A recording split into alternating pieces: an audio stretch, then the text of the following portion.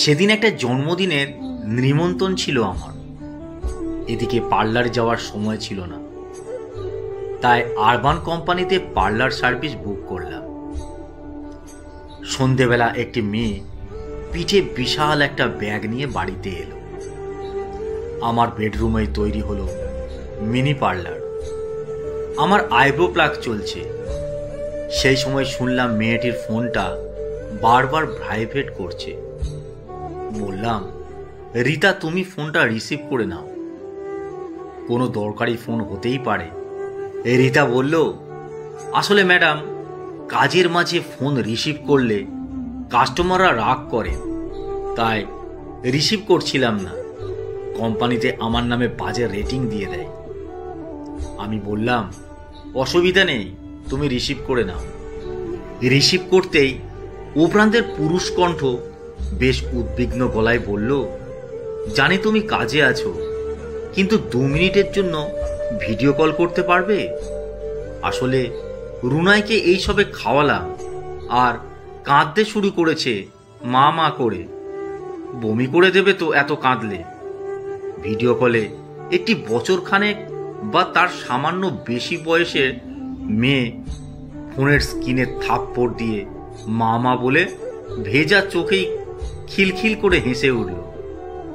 পুচকেটাকে আমিও হাত নাড়ালাম। সে তো আমায় দেখেও এক মুখ হাসি উপহার দিল। রিতা বলল, কাঁদছো কেন সোনামা? আমি তো খেলনা কিনতে এসেছি, তুমি বাবার কাছে ঘুমো ঘুমো করে নাও। কান্না থামলো, মুখে মিষ্টি হাসি। ফোন রেখে রিতা কাজে মন দিল। আমি বললাম, এতটুকু বাচ্চাকে রেখে কাজে আসাও তো খুবই মুশকিল। রিতা বলল, কি করব ম্যাডাম, সংসার তো চালাতে হবে। আমাদের বাড়ি গ্রামের দিকে, কৃষ্ণনগর ছাড়িয়ে ভিতরে। আমার যখন বিয়ে হয় তখন আমি উচ্চ মাধ্যমিক পাশ করেছি সবে। বিয়ের পর পার্লারের কাজ শিখেছিলাম 3 বছর। আমার স্বামী জমিতে কাজকর্ম করত, নিজেদেরই জমি ছিল।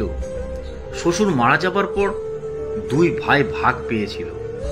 শাশুড়ির ক্যান্সার ধরা পড়ার পর জমি জমা বন্ধক রাখা হয়েছিল, সে জমি আর ছাড়াতে পারেনি। এদিকে শাশুড়িও মারা গেলেন। অল্প যেটুকু ছিল বেচে দিয়ে কলকাতায় এসেছিলাম জেদ ধরে। ওখানে থাকলে খেতে পেতাম না দিদি, কাজকর্ম তো সেরকম নেই, চাষের অবস্থা খারাপ। এখানে এসে ঘর ভাড়া নিলাম। আমার স্বামী রাজমিস্ত্রি জোগাড়ের কাজ করছিল। আমি আবার পার্লারে জয়েন করলাম। বছরখানেক পার্লারের জানা কাজ ঝালিয়ে নিয়ে এই কোম্পানি জয়েন করেছি। এছাড়াও ফলস, পিকো এসবের কাজও করি ম্যাডাম। আমাদের বাচ্চা হবার পরে আমার স্বামী বলল, আমি 5 পাস ছেলে, আমায় ভালো কাজ দেবে কে? তুমি বরং বাইরেটা সামলাও, আমি ঘর সামলাই। বাচ্চাটা একটু বড় হলে আবার ও কাজ করবে ম্যাডাম।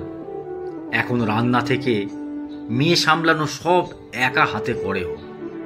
আমি তো চরকির মতো ঘুরে ঘুরে কাজ করি সকাল থেকে, সময়ই নেই বাড়ির কাজের।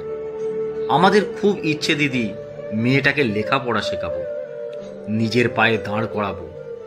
আমার স্বামী বলে, আজ তোর মা কাজ জানতো বলে আমরা খেতে পাচ্ছি। আমার খুব যত্ন করে ও। বলার সময় দেখলাম রিতার যত্নশীল শ্যামলা গায়ে আলোর রেখা। ওই আলো এত উজ্জ্বল কারণ এতে একজনের উজাড় করা ভালোবাসা আছে। বড় যত্ন করে আমার স্কিনের পরিচর্যা করলো রিতা। চলে যাওয়ার সময় বলল, রেটিংটা একটু ভালো দেবেন। আমিও ওর হাতে সামান্য কিছু ধরিয়ে দিয়ে বললাম, এটা তোমার মেয়ের জন্য। মেয়ের অমন হাসি মুখ দেখলাম। খালি হাতে এটা হয়? রিতা ওর জিতে যাওয়ার গল্প বলল। রিতা ওর জীবন সংগ্রামের গল্প শোনালো। ওর স্বামীর নিশ্চুপ পাশে থাকার গল্প শোনালো। শুনে মনে হলো কিছু লড়াইয়ের রূপকথাও আঁকা হয়। সেখানে বাবার রাজকন্যা ভিডিও কলে কর্মরতা মাকে দেখে খিলখিল হাসে।